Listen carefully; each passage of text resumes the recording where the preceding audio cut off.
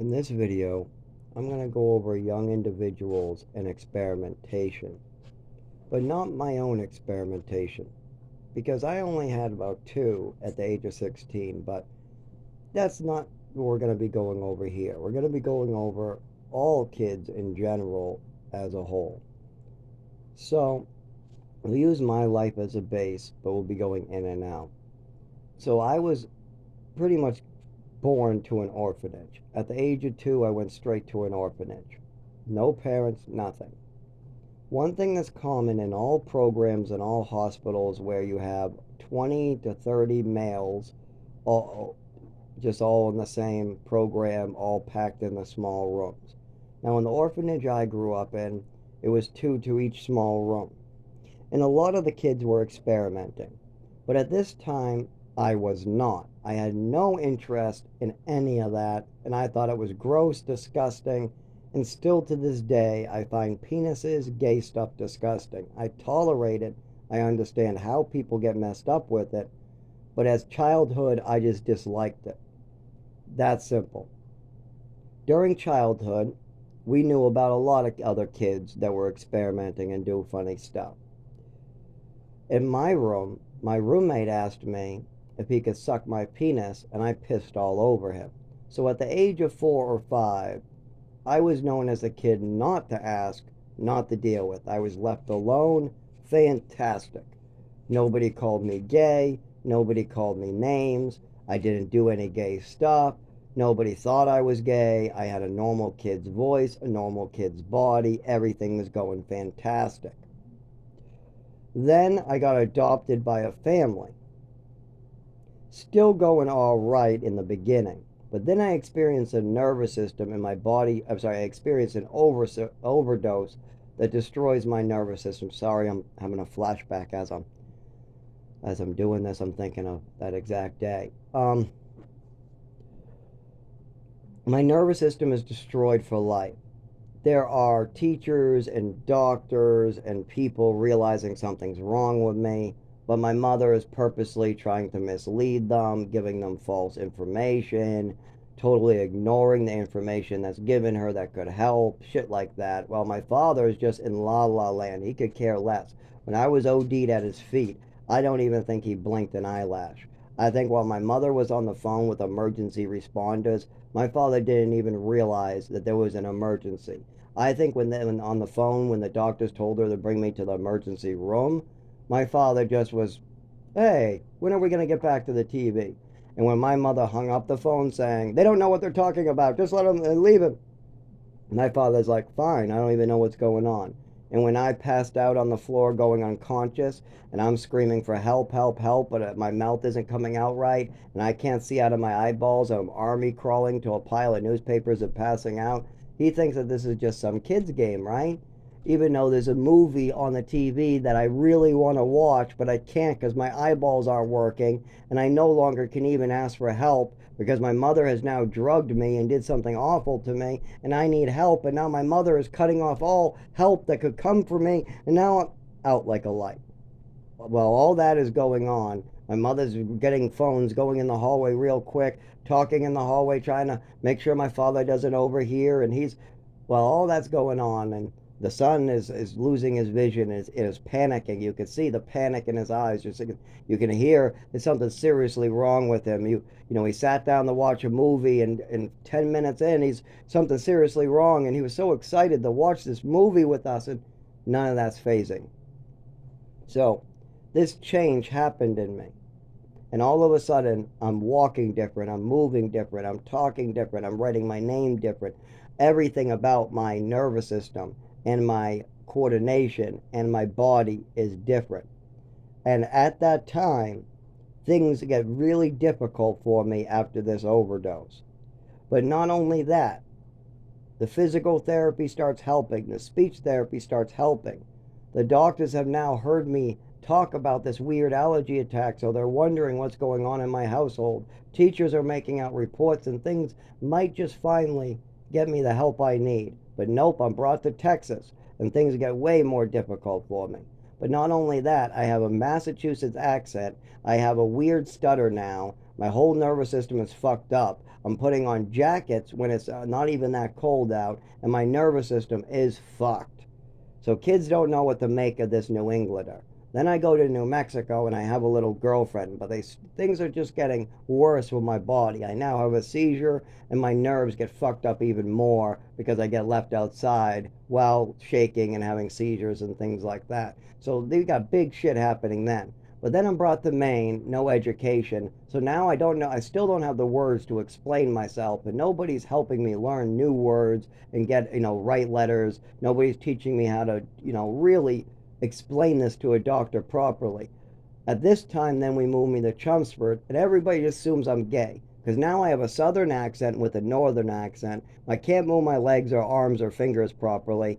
During winter, this gets worse. My speech changes depending on how much nervous system I'm using.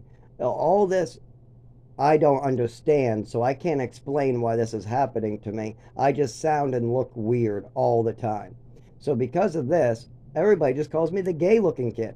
Yeah, that kid must be gay. He must be gay. But I like women. I date women. I have girlfriends. Girls know I'm not gay, right? Am I gay? No, you're definitely not, Zach. You're always trying to get into my pussy, and you definitely do not like dicks. Yeah, I want to vomit when I see a dick, and I get hard when I see a pussy. Doesn't that mean I'm straight? No, no, no, Zach. You have the voice of a gay. You walk like you're gay. You sound like you're gay, and you don't judge or beat anybody up for being gay.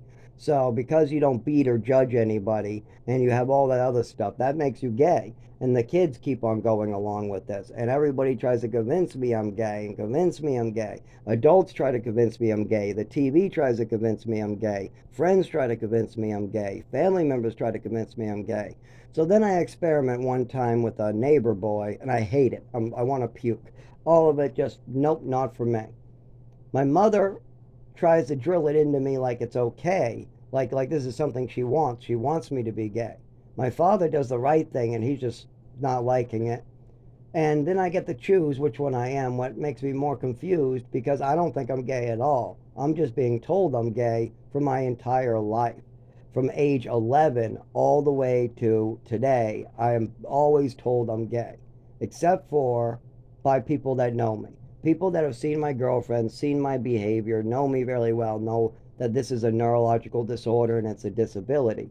But if you just saw me for the very first time, you just heard this voice, you would think I was gay.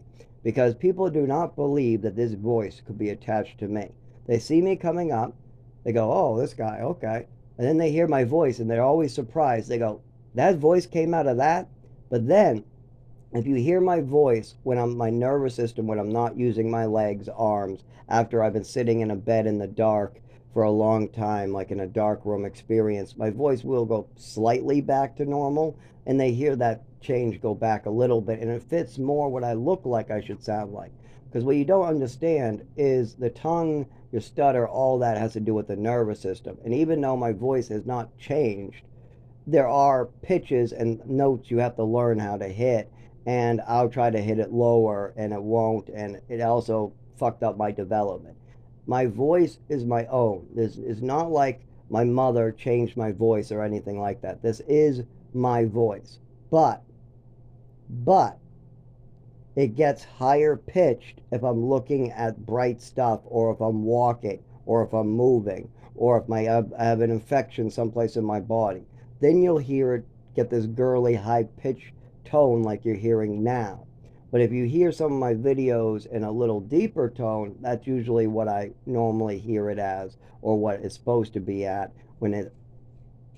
Okay, if you think of your voice before it comes out, or as you hear it, it's very different than, how do I say this?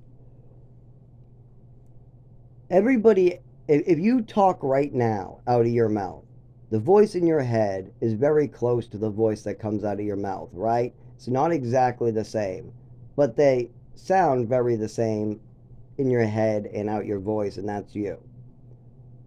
That's you. For me, my voice is my regular voice that I've had my entire life, but when I'm not having neurological symptoms.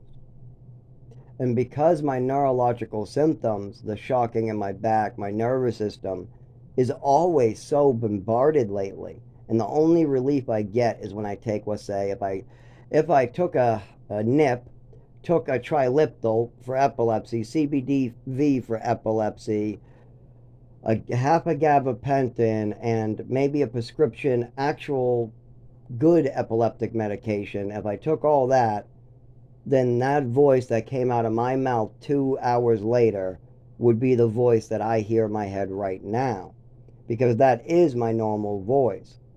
But we have to get the nerves to calm down.